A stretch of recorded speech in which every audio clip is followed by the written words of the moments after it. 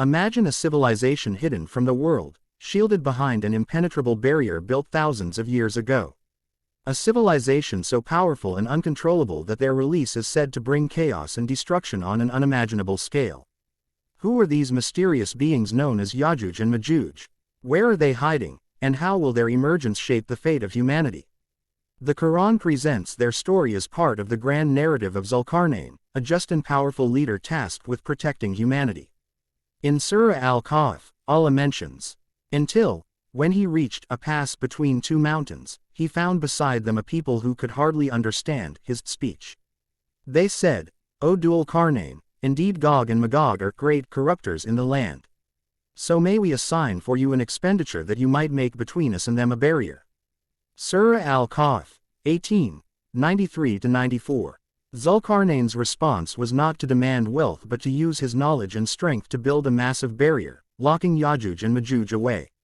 But the Quran also warns, "When the promise of my Lord comes, he will make it level, and the promise of my Lord is ever true."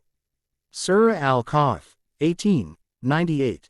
The mystery deepens. Are they human, or are they something far beyond our understanding? Could they be hiding in a remote region of Earth, or perhaps in another dimension, awaiting the divine command for their release? Join us as we uncover the truth behind Yajuj and Majuj, weaving together Islamic teachings, scientific theories, and historical analysis to answer one burning question: are we prepared for their emergence? The story of Yajuj and Majuj, Gog and Magog, holds a profound place in Islamic teachings, intricately woven into the Quran, Hadith, and the insights of scholars throughout history. Their mention in Surah Al-Kahf is not just a tale of Zulkarnain's legendary barrier but a reminder of a future event destined to shake the very fabric of existence. In the Quran, Allah states, "They said, O Zulkarnain, indeed Gog and Magog are great corrupters in the land. So may we assign for you an expenditure that you might make between us and them a barrier." Surah Al-Kahf, 18, 94.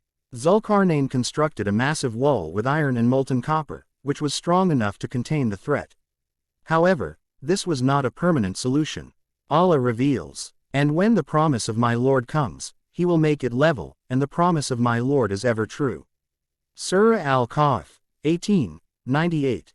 The Prophet Muhammad (PBUH) provided vivid details about Yajuj and Majuj's release in various hadiths. In Sahih al-Bukhari, he said, "Woe to the Arabs from the great evil that has approached. Today, a hole has been made in the wall of Gog and Magog like this," indicating with his fingers a small circle. The Prophet (PBUH) described them as numerous and powerful, saying, "Allah will say on the day of resurrection, O Adam, send forth to hell the people of the fire." Adam will ask, "Who are the people of the fire?" Allah will say, "Out of every 1,000, take out 999. At that time, children will turn gray-haired, every pregnant woman will drop her load, and you will see the people as if they are drunk, though they will not be drunk, but Allah's punishment will be severe." The companions asked, "O Allah's messenger, who will be that one saved person?" He said, "Rejoice, for the one saved person will be from you, and Gog and Magog will be the 999. Sahih al-Bukhari, Hadith 3348. Scholars like Ibn Kathir have extensively commented on this. He suggested that Yajuj and Majuj are real nations or tribes, but their exact nature remains known only to Allah. He also linked their eventual emergence to the major signs of the Day of Judgment. Imam al-Qurtubi echoed this in his tafsir, emphasizing that Yajuj and Majuj's rise will come at a time when humanity is engulfed in corruption and chaos, serving as a final test of faith.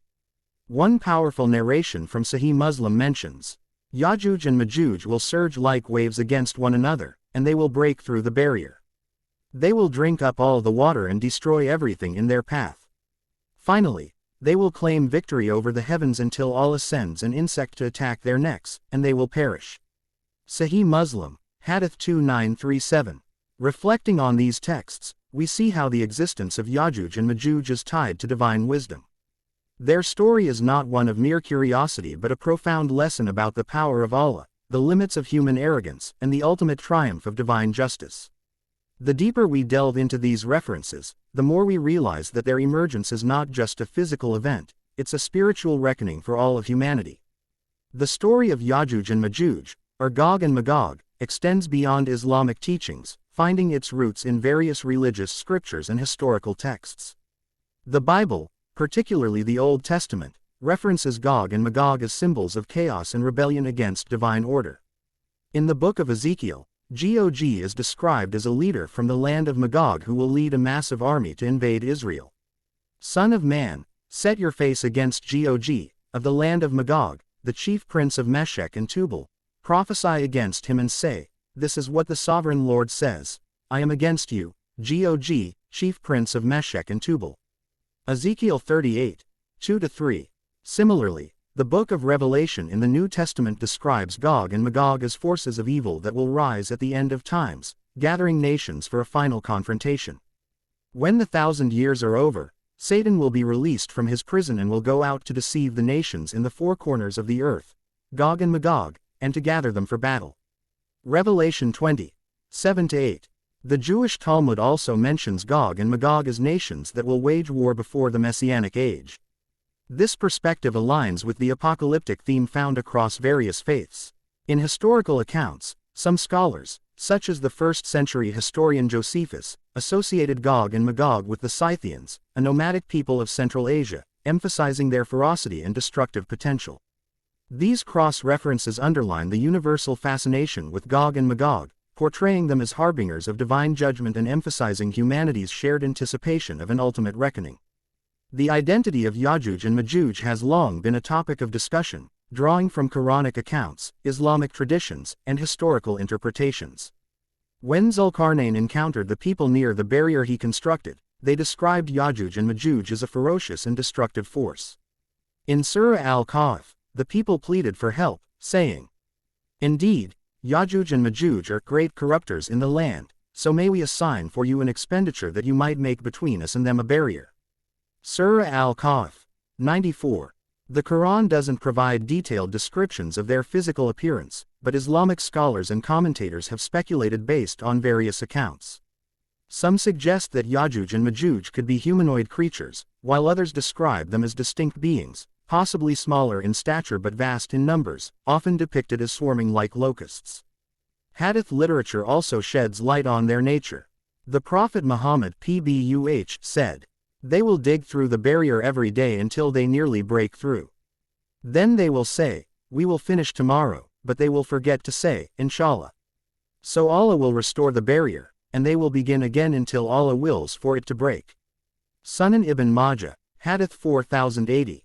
Some historical interpretations align Yajuj and Majuj with ancient nomadic tribes, such as the Mongols or Scythians, who were known for their conquests and destruction. Others suggest they might represent a supernatural or extraterrestrial race, given their persistence, numbers, and extraordinary strength. This ambiguity fuels the intrigue around Yajuj and Majuj. Are they humans with immense destructive power, a unique creation of Allah, or something entirely different? Their true identity remains veiled, adding to their mystique and the gravity of their eventual reappearance. The question of where Yajuj and Majuj are hidden has intrigued scholars and believers for centuries. The Quran, Hadith, and historical interpretations provide some clues, though their exact location remains unknown. In Surah Al-Kahf, Allah describes how Zulkarnain constructed a massive barrier to contain Yajuj and Majuj. He said, this is a mercy from my Lord, but when the promise of my Lord comes, he will make it level, and ever is the promise of my Lord true. Surah Al-Kahf, 98. This suggests that Yajuj and Majuj are trapped somewhere on earth, behind a divine barrier that prevents them from emerging until Allah wills it. The location of this barrier, however, remains a mystery. Some scholars have suggested it might be in an uncharted region of the world, such as deep within the mountains of Central Asia or beneath vast deserts, where human access is nearly impossible. Others propose more extraordinary ideas. Could Yajuj and Majuj be in another dimension or realm entirely? Some theorists suggest that their location might be near a black hole or hidden in a parallel universe, accessible only when the barrier collapses. This interpretation aligns with modern scientific ideas about the multiverse and hidden dimensions, adding a layer of mystery to their story. Another possibility is that they are on another planet or celestial body. The Quran's descriptions leave room for interpretation, and some argue that Zulkarnain's journey could have extended beyond Earth, possibly to realms unknown to us. Hadith also supports the notion of their vast numbers and extraordinary nature, which seems almost otherworldly. They will drink all the water of the rivers and destroy everything in their path. Sahih Muslim, Hadith 2937. Whether hidden deep within the earth, on another planet, or in an unseen dimension, their eventual emergence is a divine event that defies human comprehension. This mystery keeps the story of Yajuj and Majuj alive in the minds of believers and scholars alike. The emergence of Yajuj and Majuj is one of the most dramatic and chilling prophecies described in Islamic eschatology. Their release is directly linked to the unfolding of events that mark the end times. But how will they appear? What will happen when the barrier that holds them is destroyed? In the Quran, Surah Al-Anbiya provides a vivid description of their release. Until when Gog and Magog are let loose, and they will hasten out of every mound. Surah Al-Anbiya, 96. This verse paints an image of their unstoppable emergence.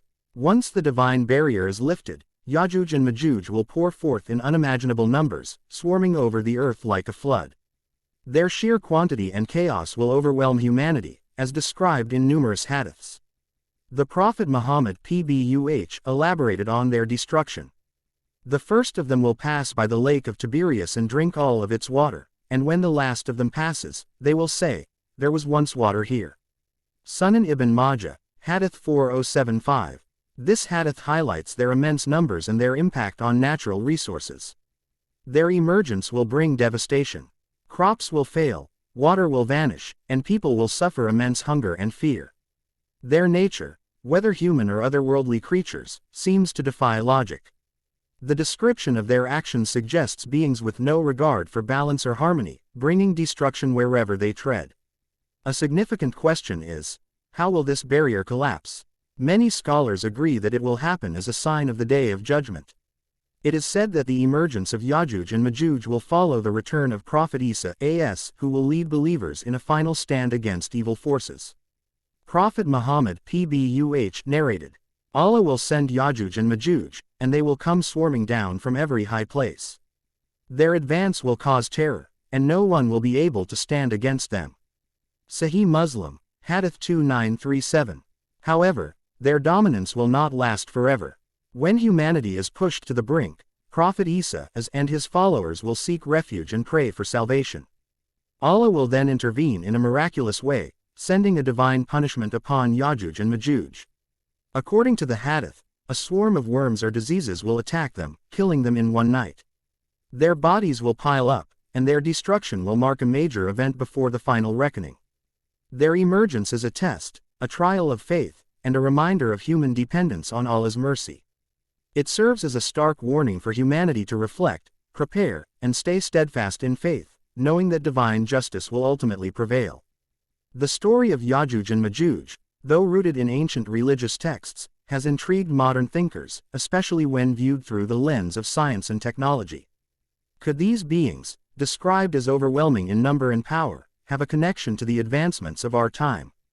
Some interpretations suggest that Yajuj and Majuj may not only symbolize physical beings but also represent destructive forces unleashed by humanity itself. Consider the unprecedented pace of technological advancements in areas like genetic engineering, artificial intelligence, and weapons of mass destruction. Could these innovations, if misused, embody the chaos and devastation attributed to Yajuj and Majuj? The Quran mentions that they are currently held behind a divine barrier, built by Zulkarnain using iron and molten copper. Modern parallels can be drawn to concepts like quantum physics and black holes, forces that seem to defy the natural order and remain hidden or inaccessible until a triggering event occurs. Some even theorize that their release could involve interdimensional phenomena or disruptions in the fabric of space and time, areas increasingly explored by modern science. Another angle is the environmental crisis. The insatiable consumption of resources and the relentless growth of industries mirror the description of Yajuj and Majuj consuming all in their path. This leads to speculation. Is humanity itself becoming a metaphorical Yajuj and Majuj, threatening the earth with self-inflicted chaos? While these ideas remain speculative, they highlight the compatibility of ancient prophecies with modern concerns. The emergence of Yajuj and Majuj reminds us that unchecked power, whether through numbers or technology, can lead to devastation. The lesson lies in understanding and controlling the forces we unleash, ensuring they serve humanity rather than destroy it. The end of Yajuj and Majuj, as described in Islamic eschatology, is as dramatic as their emergence. Once they are unleashed, their numbers will overwhelm the earth, consuming its resources and spreading destruction wherever they go. Their chaos will challenge humanity's resilience, testing the faith and patience of believers in unimaginable ways. According to Islamic tradition, when Yajuj and Majuj descend upon the earth, their devastation will be so immense that people will flee to the mountains for safety. At this point, the believers, led by Prophet Isa, Jesus, peace be upon him, will pray for divine intervention. These prayers will mark the turning point in this apocalyptic scenario. In the Quran and Hadith, it is mentioned that Allah will respond to these prayers by sending a plague, a swarm of insects or worms, that will infect Yajuj and Majuj, killing them instantly. Their massive bodies will litter the earth, creating a new crisis. To cleanse the earth of their remains, Allah will send birds with enormous necks to carry their corpses away, and rain will wash the earth clean, restoring it to its former state of purity. This divine intervention signifies the ultimate power of Allah and serves as a reminder of the futility of chaos and corruption. Yajuj and Majuj's story ends with a profound lesson. No matter how powerful or destructive a force may seem, it is always subject to the will and plan of the Creator. Their downfall restores balance to the earth and marks the beginning of a renewed era of peace and faith under the guidance of Prophet Isa. The end of Yajuj and Majuj symbolizes hope for believers, that divine justice will always prevail, even in the darkest times.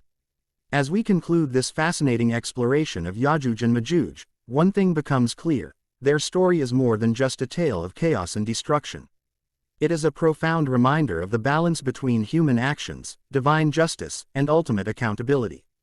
The story of Yajuj and Majuj, deeply rooted in Islamic eschatology, underscores the fragility of human existence and the immense power of Allah's decree. Their emergence and eventual end reveal a timeline that is not just about fear and devastation but also about hope, resilience, and divine intervention. From the fortification built by Zulkarnain to the eventual prayer of Prophet Isa, peace be upon him, each stage teaches us lessons about preparation, faith, and the need for a connection with the Creator. But these narratives are not just for reflection, they serve as warnings and reminders. Are we prepared for the challenges of the end times? Have we equipped ourselves with enough faith and wisdom to navigate the trials ahead? This is a moment to look inward and assess where we stand in our relationship with Allah and how deeply we understand the messages left for us in the Quran and Hadith. Now, as you've journeyed through this detailed discussion, I invite you to continue exploring and questioning. Do Yajuj and Majuj represent an ancient tribe, a futuristic force, or perhaps a deeper metaphor for humanity's struggles? Share your thoughts in the comments below. Don't stop here, this is just the beginning.